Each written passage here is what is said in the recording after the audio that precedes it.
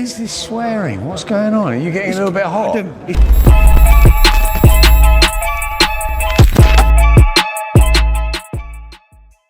Pro boxing fans, we're here in London. Izzy Asif, 1 day away from your debut, GBM's debut in London. How are you, first of all? How's things? Yeah, good, mate. Looking forward to tomorrow night. Nearly there.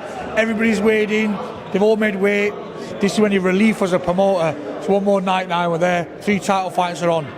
Let's go through them 3 title fights. Just seen everyone weigh, everyone's made weight. Reza Ali had to take his boxes off, but that's standard procedure in boxing. Let's go from the top. Casey Benjamin in a great fight, IBF European welterweight title. Just talk to me about this one.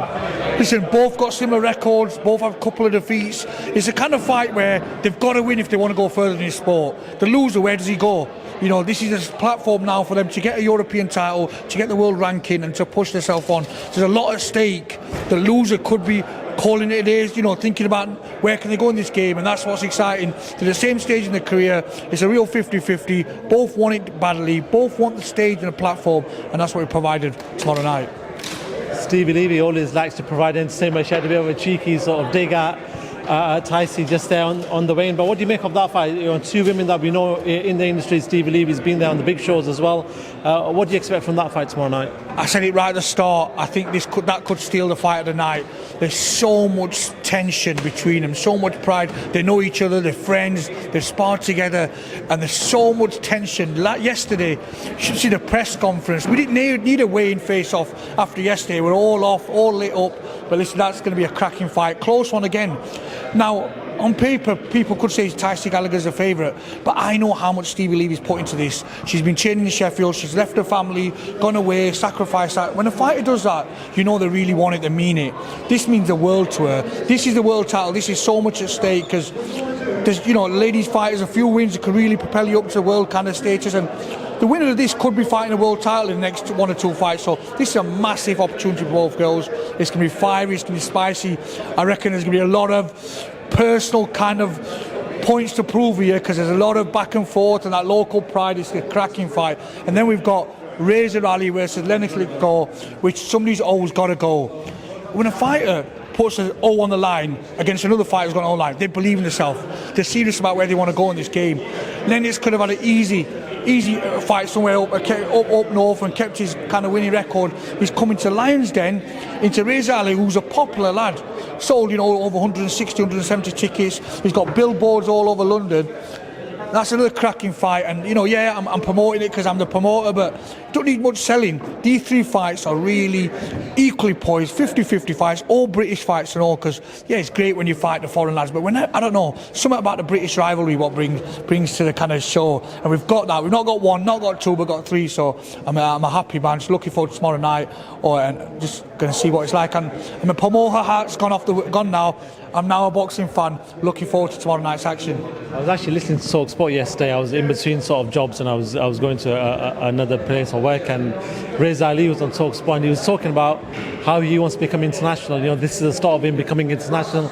We know he's got a great story in regards to that, but how much, you know, do you want to push Reza? You know, if he does get through this tough fight on Friday night, that, you know, you push him in the right direction. Yeah, listen, he wants to go all the way. He's got the backing, he's got the pedigree, he's got the hunger. But listen, he's got to get past Lennox Lithgow here. This is a tough fight.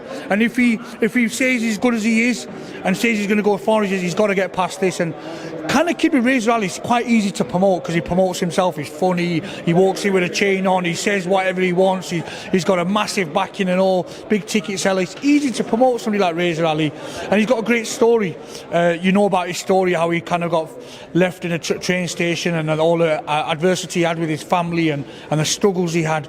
It's a great kid, and we love to promote him, but he's got to get through this. Lennox Lithgow's, you know, got to 9-0, but not by fluke, and he's beat some kids out there, and he's putting his record online. So listen, tomorrow night's going to decide a lot telling me a lot about these fighters and where they're going to go in this game, because they all want to be the best, they all want to win titles, they want them big nights. But tomorrow night's going to be one of them nights that they're going to show, right, we're past this level, we want to go to that next level. So it's an interesting card. Last time I spoke to you, the commentary card hadn't been released. I think we talked about it, but there was no official announcement. Let's go through that quickly. Obviously, Hughie Fury back on the GBM card must be great for you, and You've got some good. You got the IBF WBO European title, Danny Quarterman, who we know quite well. Just run through that card for me quickly if you can. Another great card, you know. Yeah, people must get sick of hearing Izzy's got a great card, but they're all good cards. I'm just telling you how it is. We've got obviously Danny Quarterman, who's going to be defending the IBF Euro title, massive ticket seller, great talent, undefeated kid. You know, he's one who genuinely believes. He's hungry. He's the kind of fighter ringing me, when can I fight? I want a tougher fight. I want more belts. Music to my ears when fighters want it as much as I want it for them. It gives me that motivation, right? He really wants this. He's going to put his life on the line, so we're going to give him that dedication as well. We've got Niall Berry, who I believe is one of the most talented super bantamweights in the country. Even at this stage, with his little experience he's got, there's not many super bantams he beats. He's ranked number 5 in the country. So massive talent. Then you've got the Irish duo, Kieran Malloy, Tiernan Bradley, who's just been there, who've had 400 amateur fights between them. And then we've got River Wilson Bents on it. We've got Hughie Fury on it. We've got Arlo Stevens, the big sledgehammer Arlo Stevens. 2 heavyweights on the card as well. We've got Niall Farrell on it, local lad as well. He's on the card. Who else I'm going to miss? Because I always get stick for missing these guys. But when you've got cards with 12 fights on and you're putting shows on, so who else is there on the card? But the big heavyweights, obviously the big ones for us. Hughie Fury, Arlo Stevens. They always get the entertainment out there. And the 2 Irish duos, the 2 title fights. So we've got Anderson Hills, a local title fight as well. A Midlands area title fight on it. So yeah, it's a cracking card. Izzy, before I let you go, we need to talk about the big fight that happened in Riyadh last Saturday. I was there. It was crazy to say the least. I think the atmosphere was fantastic. A lot of travelling fans out there. We saw Oleksandr Usyk become the undisputed heavyweight champion of the world. Just talk to me about that fight. Did you anticipate it to go the way it went? I thought it'd be a lot more cagier. Okay. I thought a lot more cagier. I thought they were a cracking fight. It lived up to the undisputed. You know, when you hear undisputed and such hyped up fight, you normally get a bit of a dull kind of affair. It wasn't fair. They both turned up. I had it extremely close. You know, I've been given a bit of stick for saying I thought Fury got by 1 round. And I know you've had mixed kind of views, but it was a kind of fight. It's what you like. I was speaking to Adam Smith in the car coming up to this, and he said he had Fury winning, Usyk winning the first 3 rounds out of 4, and I will like split that 2-2 for me. And then look, he's going to come on now. He's disagreed. I know he's the voice of boxing. I know he's been at it 30 years, Adam, but I can have an opinion as well, you know, in this business. Fucking hell, Adam Smith thinks he fucking knows it all, eh? He's coming to our business last 3 weeks, and he's taking over. Adam, give me my say now. Anyway, he's all right. He's there listening. I thought Fury by 1 round. A lot of people disagree, and he's coming on now to give me some stick. Yeah. How did Fury? Go on, tell me I'm wrong. What is this swearing? What's going on? Are you getting a little bit hot? Adam, it's 2024. It's called clickbait. Are you going a bit? Don't swear. No. You're getting a little bit hot. Let's relax. Let's calm down. You're just excited about tomorrow night, which is going to be a fabulous show at the York Hall, and you're going to do it differently for me. I've been there hundreds of times. I want to see something different. I'm promised that. Yeah. Yeah, that's what we said. It's going to be fantastic. Some great fights. Sorry for jumping in, but I had to. I mean, we've all got different opinions. Listen. It's subjective the way you score a fight. We know that. I felt Usyk won the fight, and I felt he won the fight pretty strongly. But people had it close. I think Eddie Hearn said he had it. He wasn't sure, and he thought maybe Usyk just. And he turned to AJ, and AJ said, "No question, Usyk by a long way." So I don't know. I thought Usyk won the fight. I thought Fury was great at times. 4-7, he was fantastic, and he got right back into it. But I thought Usyk was phenomenal from the start. The pace he set, the rhythm he got into, cutting the corners. I thought he was terrific. And yeah, I mean, for me, he stands at the top of the mythical pound for pound list now, Oleksandr Usyk. But Tyson Fury gave it absolutely everything. He had his moments, and I can't wait for a rematch. It seems like Tyson is going to take that rematch. Do you feel like that he needs to do a lot different to what he did in this fight? Yeah, I think he needs to start a lot quicker. I think he's got an amazing jab, Tyson Fury, and Oleksandr Usyk is brilliant at negating things. He did it with AJ right at the start of their fight at Tottenham, their first fight. He got centre ring, and AJ didn't really get to grips with it, and Tyson did. I think he showboated a bit too much at the beginning. I thought he found it. He thought, okay, is this what you've got? And for me, some of those rounds were getting away from him, but he got back together 4, 5, 6, 7. I thought Tyson Fury was terrific. You know, good body shots of his own after Usyk had thrown many body shots. Uppercuts were good, and he looked massive in there compared to Usyk at that point in the fight. But then you go to 9, 10, 11, and suddenly Usyk looked the bigger guy in there. It was an extraordinary fight, really, really good to watch. And both had their moments, but Oleksandr Usyk won it for me, and that ninth round was fantastic. I mean, a lot of people saying it should have been stopped. I actually think it could have been stopped, but I'm quite glad that it wasn't, because we got to see Tyson Fury come back and show his gladiatorial heart and skills down the stretch. It was fantastic for boxing. I want your thoughts on that, actually. I want your thoughts on that. I need to settle this, because I know you're the voice of boxing. You've done this 30 years. I've done this, but give me a chance as well. Let me have a bit of go on the mic. Go on, then. All right, let me have a Izzy, but let me talk about that ninth round. There's a debate on whether that fight should have been stopped or not. In your eyes, what do you think should have happened? I just think the referee didn't know if it's coming or going. And when you're fighting on the offensive, you can see on corner Usyk's eyes, referee's half kind of going or not. Should have stopped it. You can't just give a standing out. You've got to let it go. But obviously you give the standing 8 when they got the ropes. If I'm right, that's when you cut ropes. Ropes is like a floor. If you're not in control, I know different governing bodies have different rulings, but as far as I know, that's a legitimate kind of standing 8 count. But referee was still too much back and forth. Let it go. Let him have a go at it. And if you feel like you need to stop it. Probably you can't half stop a fight.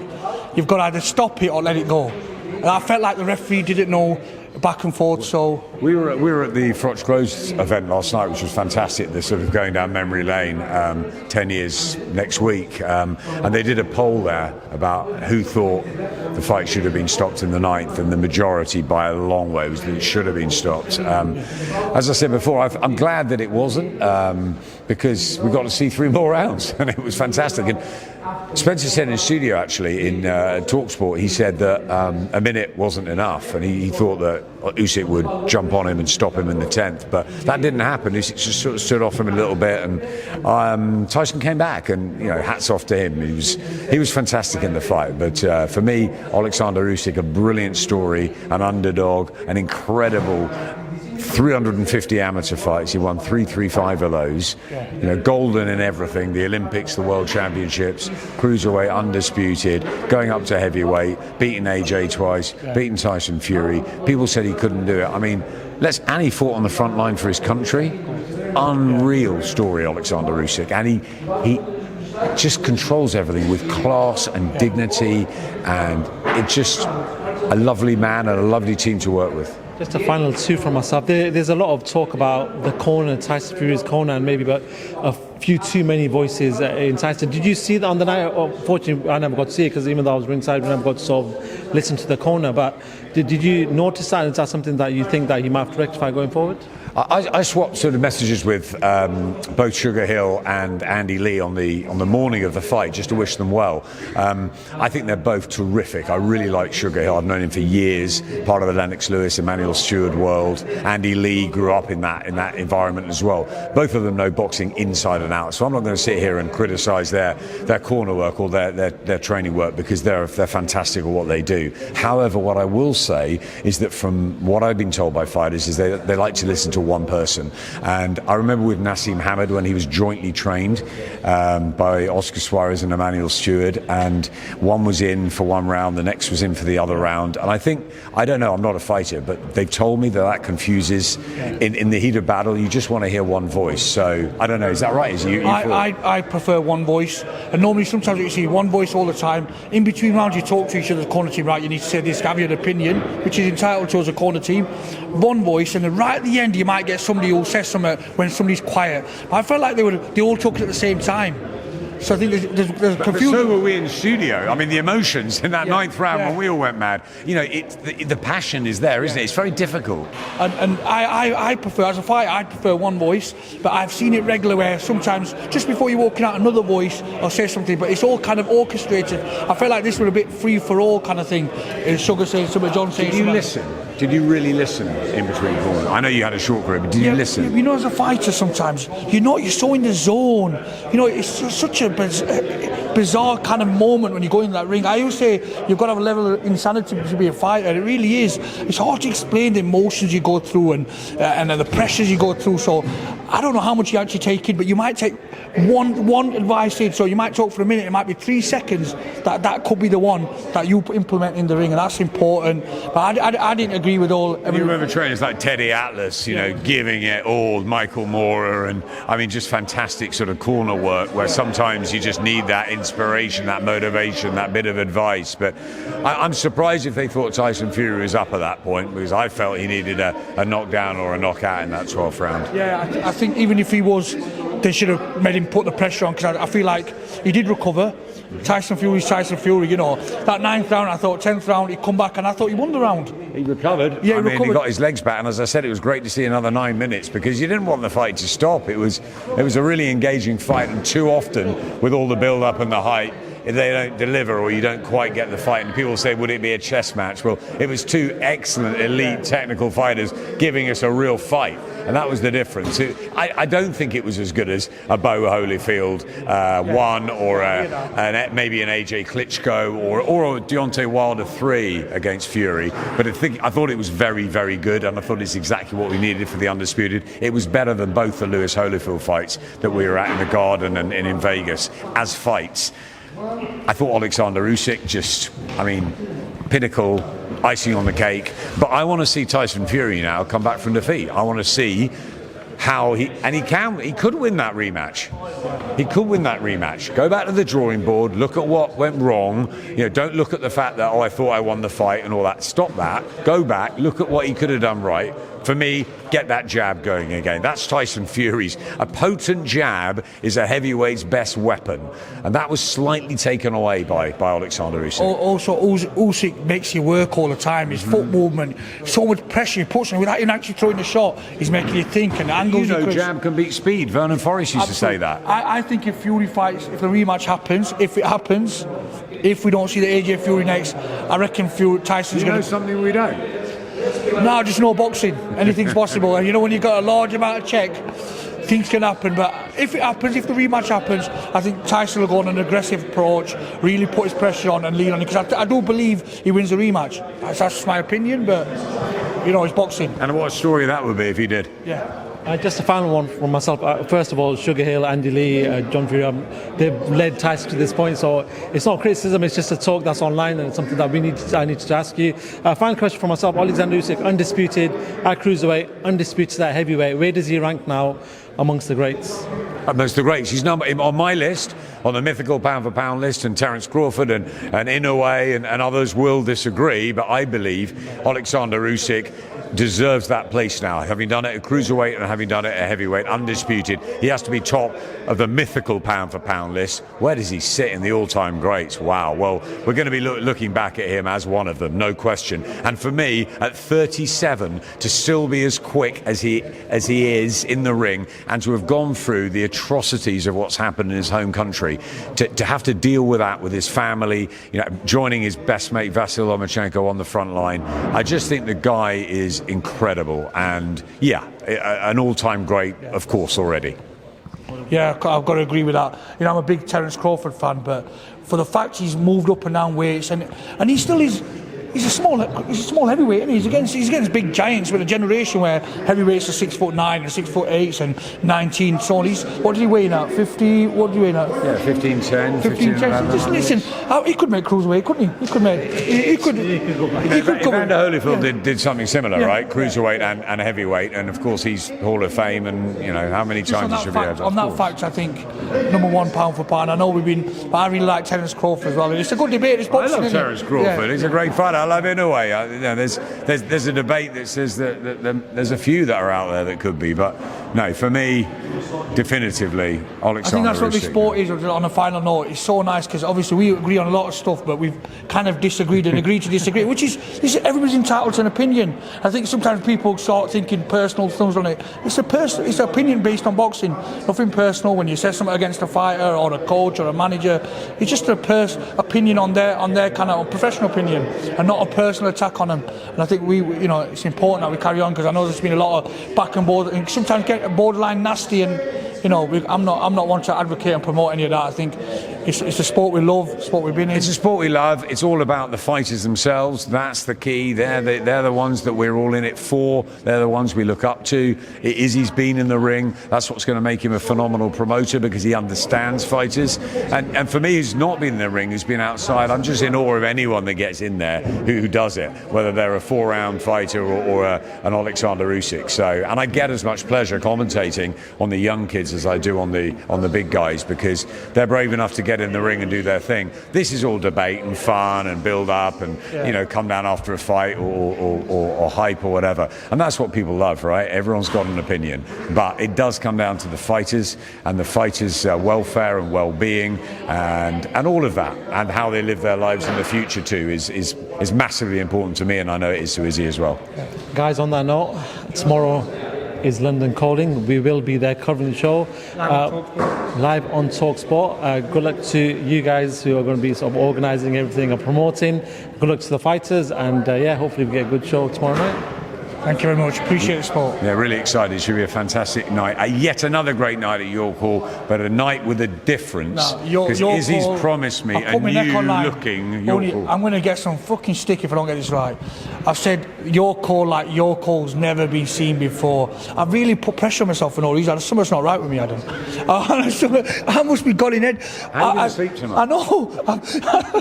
I don't even know what the production team's doing. They've just said leave it to it. Now listen, I've been promised it's going to be York Hall like York Hall's never been before. History of British boxing. It's the first time we've come to capital with nowhere else but the home of boxing. I'm going to finish this, right? Izzy needs to sleep. I'm going to finish this. Out the corner of my eye, I can see Tyson Gallagher and Stevie Levy, and they're waiting, I think, just at the rules meeting. But the tension between the two of them, I tell you what, that's been something else. That fight, that build-up. I cannot wait for that.